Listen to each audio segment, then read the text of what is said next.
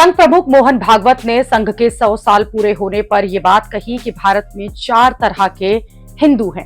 पहला जो कहते हैं गर्व से कहो हम हिंदू हैं। दूसरा जो ये कहते हैं कि गर्व की क्या बात है। तीसरे जो ये कहते हैं कि धीरे बोलो हिंदू हैं। चौथा वो जो भूल गए कि वो हिंदू हैं। लेकिन संघ प्रमुख की बातें स्वर्ण समाज को अब अच्छी नहीं लग रही हैं, क्योंकि स्वर्ण समाज अब ये कह रहा है कि हिंदू एकता की बात करने वाले संघ ने यूजीसी के मामले में खुलकर स्टैंड क्यों नहीं लिया, जबकि यूजीसी के नियम जो हैं वो समाज में जातिगत विभाजन को बढ़ाने वाले और हिंदू एकता को तोड़ने वाले हैं। इसलिए मोहन भागवत ने जब ये कहा कि भारत में 4 तरह के हिंदू हैं, तो फिर लोग ये कहने लगे कि सिर्फ 4 नहीं बल्कि 5वें और 6ठे तरीके के हिंदू भी हैं। 5वें हिंदू वो हैं जो भाजपा को हिंदूवादी पार्टी मानते हैं। 6ठे हिंदू वो हैं जो सब जानते हुए भी इन्हें ही फिर से वोट देंगे।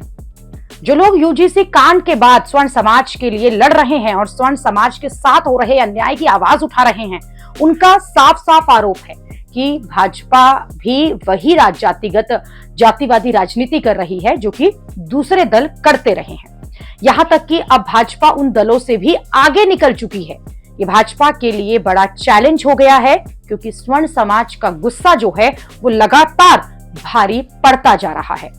आप देखिए कि जिस संघ को स्वर्ण समाज जबरदस्त समर्थन जो है अपना देता रहा है, उससे लोग नाराजगी दिखा रहे हैं। जिस आरएसएस के कामों को स्वर्ण समाज जो है वो अपने सिर माथे पर लगाता था, उससे लोग आक्रोशित हैं। लोग ये कह रहे हैं कि संघ से एक बार भी यूजीसी के लिए बोला नहीं गया, वो क्या हिंदू एकता की बात करेंगे। जिस मोदी सरकार को स्वर्ण समाज एक तरफा समर्थन देता था, उसके मंत्रियों की खिंचाई हो रही है। भाजपा से लेकर सरकार और संघ तक किसी को भी स्वर्ण समाज नहीं छोड़ रहा है। भाजपा के नेता हो, सरकार के मंत्री हो या फिर भाजपा के मुख्यमंत्री हो, स्वर्ण समाज का गुस्सा जो है वो इस कदर दिख रहा है कि उनकी बातों पर सोशल मीडिया पर पहली बार कम्युनिटी नोट आ रहे हैं। जैसे आप ये देखिए कि भाजपा के नेता और पूर्व मंत्री अनुराग ठाकुर जो हैं, उन्होंने एक ट्वीट किया जिसमें ये कहा था कि भारतीय जनता पार्टी और मोदी सरकार जो है वो समाज के सभी वर्गों का हार्दिक सम्मान करती है और हर समाज की गरिमा और शुचिता के सम्मान की प्रबल पैरोकार है। समाज के किसी भी वर्ग को नीच दिखाने और उसकी छवि खराब करने की कोशिश हमें कतई अस्वीकार्य है। केंद्र सरकार के द्वारा नेटफ्लिक्स पर विवादित घूसखोर पंडित फिल्म का टीजर और इससे जुड़े सभी कंटेंट्स को हटाने का आदेश स्वागत योग्य और सराहनीय है। ब्राह्मण समाज सहित किसी भी अन्य समाज के खिलाफ दुर्भावना से भरी किसी भी कृत्य की हम निंदा करते हैं और सर्व समाज के सम्मान को सुरक्षित रखने के लिए मोदी सरकार जो है वो प्रतिबद्ध है।